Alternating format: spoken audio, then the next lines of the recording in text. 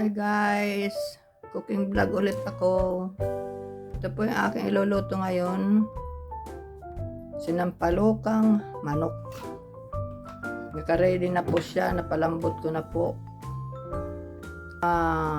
Recipe, ito na yung mustasa na gulay. Tapos templado na rin ng ating galing Philippines na Nor sinigang sampalok mix. Yan guys. Tapos ang may konti lang pong timpla ng paminta na buo. Tempatis ko na, ubos ko na. Tapos ito po yung ating 30 minutes ko pong pinalambot yung hita ng manok. Diyan na po yung luya, sibuyas, buo na paminta. Tapos ngayon, dahil malambot na siya, templado na po, natikman na rin natin. Lagay na po natin yung mustasang gulay. Yan. Matagal ko na pong hindi na iluluto ito na recipe. Kaya sabi ko, makaluto nga nito.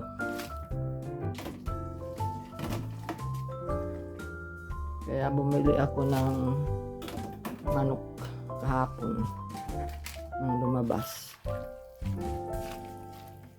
Ayan guys, lakasan natin ng konti yung apoy.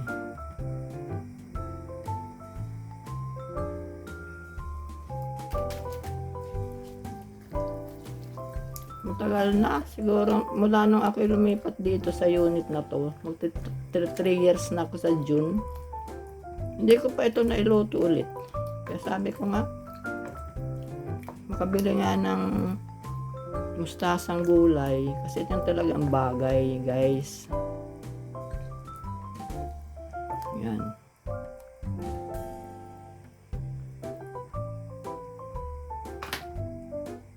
Takpan po natin sandali para mabilis po siyang maluto.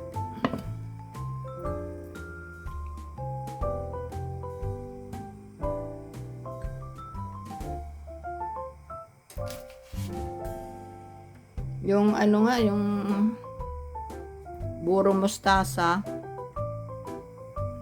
tagal na rin ako hindi nagagawa nun. Siguro one of these days mahanda na rin yung burong mustasa. Masarap po yun. Natutuhan ko yun sa husband ko kasi yung mga taga Nueva Ecija, pumahilig ko sila sa buro. Pero hindi ko po type yung yung burong isda.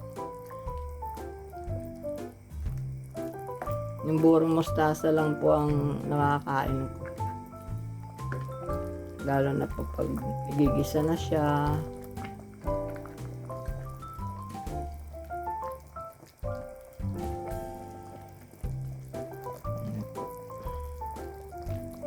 Tikman natin ngayon na mayroon ng gulay.